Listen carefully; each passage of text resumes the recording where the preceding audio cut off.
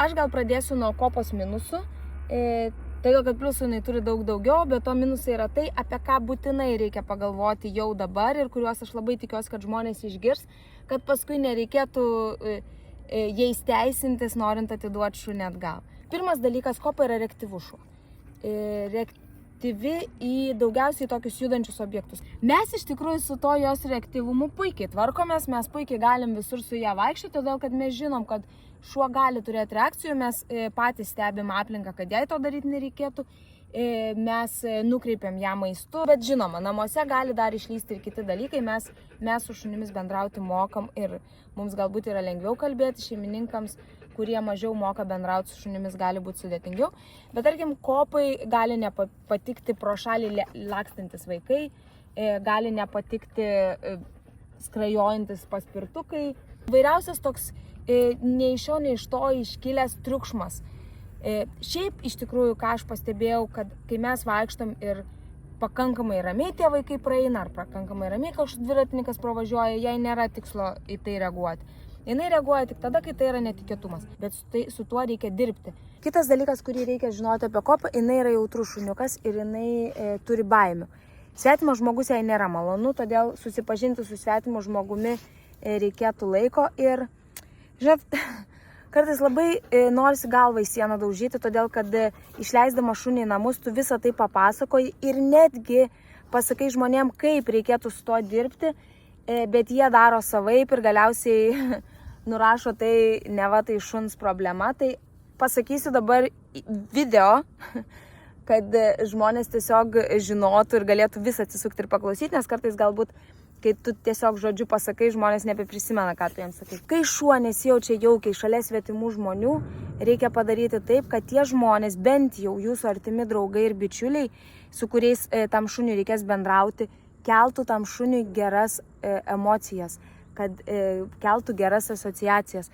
Galima pamėtyti maisto, galima duoti iš rankos maisto, galima tiesiog ramiai pasėdėti šalia to šuns, nelendant jam į akis. Niekas turbūt taip šuniui nepatinka kaip ramų žmonės. Šitas šuo puikiai gali būti tarp jūsų draugų, puikiai gali gyventi su jumis jūsų gyvenimą.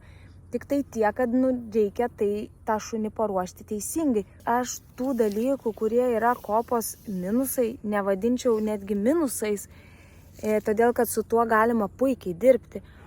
O visi kiti dalykai kopos atžvilgiu yra nuostabus, todėl kad tai yra nuostabus šuo. Kai šuo yra iki tiek orientuotas į žmogų, niekaip kitaip negaliu jo pavadinti kaip tik lengvu šunimi. Jinai labai imli mokslui, jinai labai lengvai atsišaukianti. Jinai turi medžiotojo instinktą. Jeigu jinai kažką užuodžia ar tai pastebi, jinai labai nori lėkti, bėgti, gaudyti. Bet turint omeny tai, kad jos atsišaukimas yra toks stiprus, tai nėra baisu. Mes ketiname eiti su jai į antrą dresūros kursą. Tai tiesiog patikslint, tai bus kursas šuniui užimtumas, šuniui pasirengimas ir mokysi šuo. Šeimininkui tai nereikš, kad jisai pasiema tą šunį ir šuo viską rodys, ką reikia jiems teisingai daryti. Kopa gali gyventi bute, jinai prieš tai 2 kartus bute ir gyveno, jinai puikiai išmano namų taisyklės. Manau, kad nelabai nori gyventi judraus miesto centre. Pavyzdžiui, jinai nenori būti Vilnietė ir nenori gyventi Vilniaus centre. Jai labiau patinka tokie miestai kaip Klaipėda, kur yra daugiau ramybės, mažiau žmonių, mažiau veiksmo. Aš ją labai puikiai suprantu.